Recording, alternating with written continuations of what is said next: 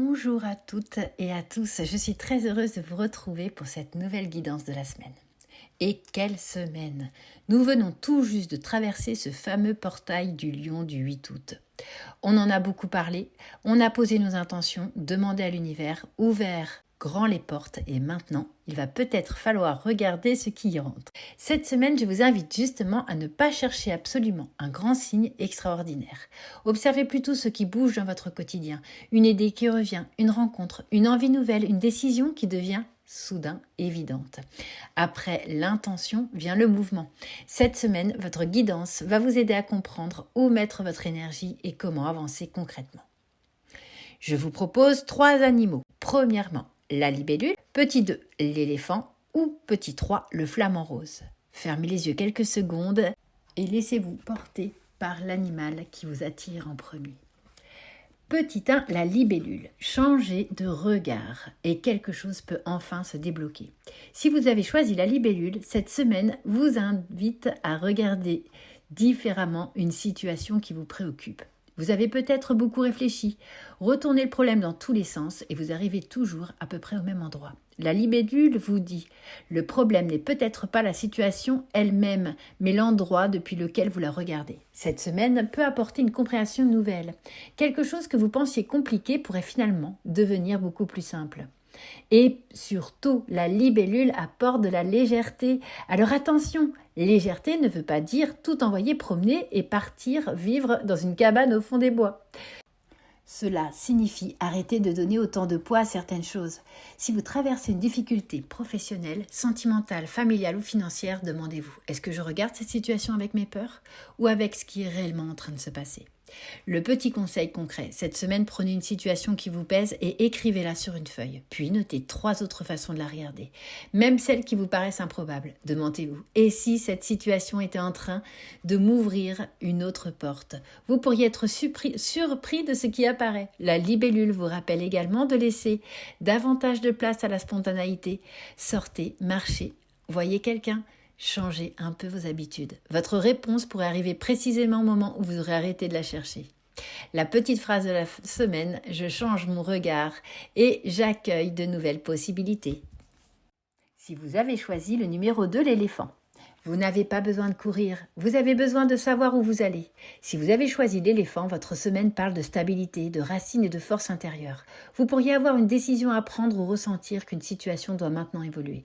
Mais l'éléphant vous demande de ne pas agir simplement parce que vous êtes impatient d'obtenir un résultat. Il avance tranquillement. Mais quand il avance, généralement, on ne lui demande pas de faire demi-tour. Cette semaine, votre véritable force sera donc votre capacité à rester centré. Vous pourriez également avoir quelque chose à regarder du côté de la famille, des racines, de la maison ou d'une sécurité matérielle.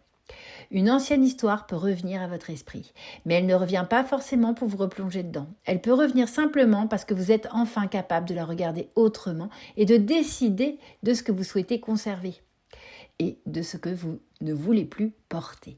Le petit conseil, avant une décision importante cette semaine, ne vous demandez pas seulement « qu'est-ce que j'ai envie de faire maintenant ?» Demandez-vous plutôt « est-ce que cette décision sera encore bonne pour moi dans 6 mois ?»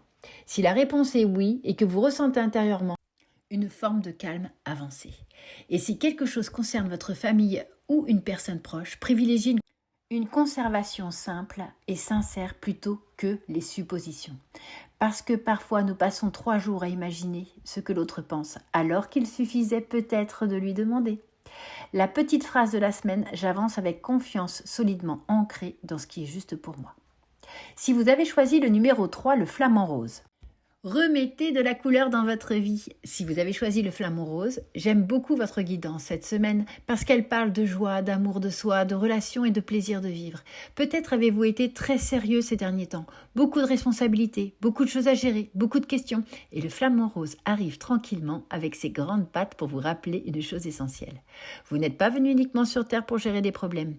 Vous avez aussi le droit d'aimer, de rire, de créer et de faire plaisir et de profiter.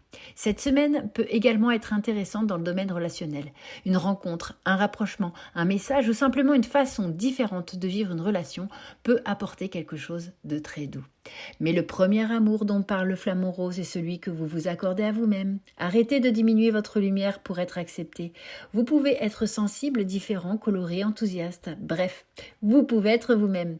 Le petit conseil concret, cette semaine, faites une chose uniquement parce qu'elle vous fait du bien. Pas parce qu'elle est utile, ni parce qu'il faut la faire, juste parce qu'elle vous apporte de la joie. Habillez-vous comme vous aimez, mettez de la musique, invitez quelqu'un, allez dans un endroit que vous aimez et créez quelque chose. Et si vous traversez une période où tout vous semble un peu terne, ne cherchez pas immédiatement à changer toute votre vie. Commencez par remettre une petite couleur quelque part. La joie aussi se reconstruit par petits morceaux. La phrase de la semaine, je m'autorise à rayonner, à aimer et à recevoir pleinement la joie. En conclusion, cette semaine, que vous ayez choisi la libellule, l'éléphant ou le flamant rose, il y a un message commun cette semaine. Ne restez pas uniquement dans l'intention.